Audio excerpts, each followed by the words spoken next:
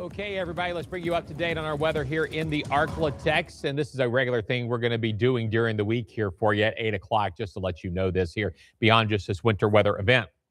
Just to give you a very brief overview of what the weather is looking like for us across the area. So as we do look ahead across the region, whether it's overnight tonight or into the next few days, let's give you a little bit of an idea of what we can be expecting for us. Freezing night ahead, but I'm hoping it's not as cold as what we were the past couple of nights. We have some cloud cover in the area. I think that's going to slow the progress down of how rapidly our temperatures drop tonight here for us here locally.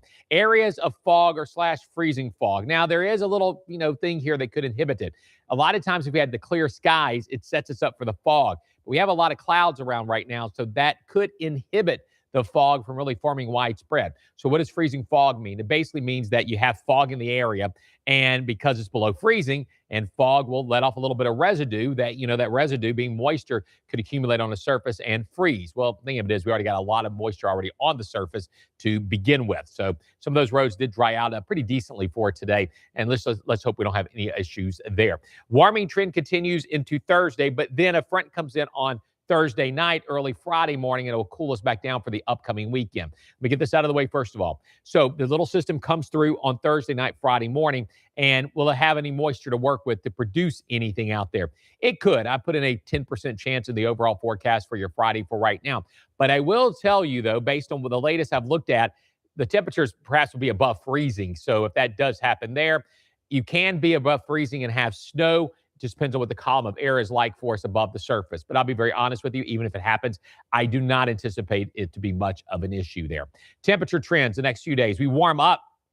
48 for a high on Wednesday, 55 degrees for you for a high temperature on your Thursday expected. Cooling back down Friday with a high of only 44 degrees. And Saturday's a really cold day during the daytime, struggling to get above freezing.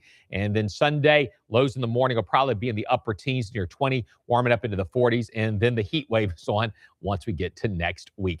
As far as precipitation for us here locally, not seeing too much going on. But the one thing that jumps out sometimes when you take a look at this image here on your Willis Knight Mega 3 live Doppler radar, you're seeing returns over in areas of Texas.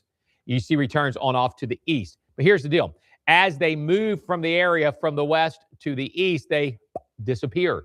That's because it's elevated moisture. The radar beam is not as high, the closest to the radar site, but as it makes its way outward, it increases in height. And so it's very high over there in parts of East Texas, and that is picking up elevated moisture that is not making its way down towards the ground. As far as power outages, great progress by the utility crews here across the South and also in the Arklatex.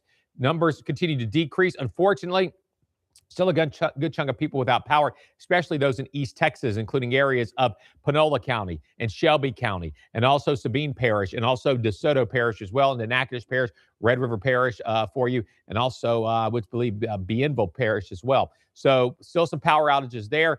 As far as I-20 and northward, most of those appear to have been taken care of. As far as looking outside, this is I-49, very much iced over still. It changes appearance some, but it definitely looks like it's still covered with ice. And hopefully tomorrow some more progress is made, and maybe they'll get crews out there to be able to help them clean that road off to get it open, because it would be nice to get it open for sure.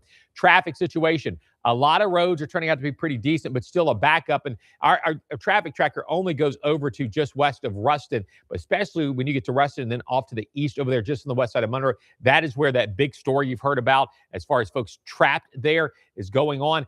Please still avoid traveling east, folks, towards Ruston, because that has been backed up. You do not want to get in any of this, okay? Your phones were alerting you to this yesterday. And again, I think this morning, do not travel over in that direction. Avoid it. Taking a look there for you around Shreveport, Bossier City. The purple line is the closed line area there for I-49 in town, and also the interchange on the north side of town.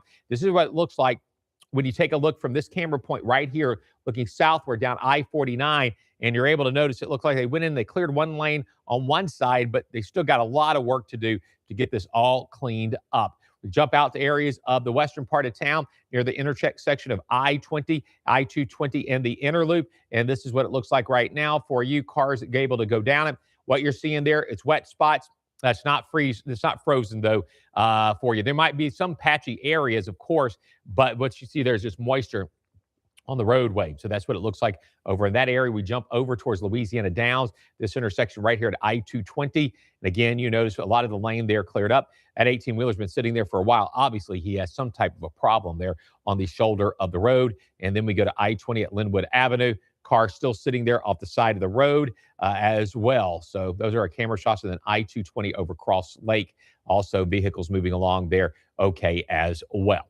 Temperatures, 34 degrees for you in Shreveport, above freezing, 31 Texarkana. Now, just because you get below freezing doesn't instantly mean the road starts to refreeze. But it's got a lot of ice still out there and sleet in some areas, and it is not going anywhere tonight. Forecast lows in the teens and 20s. You could have some black ice form in some areas of the Arklatex. Forecast highs tomorrow getting back up there into the 40s for you. For your highs, upper 40s for highs, maybe even flirting around 50 degrees. We'll wrap it up here for you here on a Tuesday evening. Tomorrow morning, we're going to have some 20s around, up to about 48. Thursday, again, another day with some 20s around early in the day. We'll watch to see if we actually get below freezing or not on Thursday morning, but indications are we will right now, up into the 50s. Wow.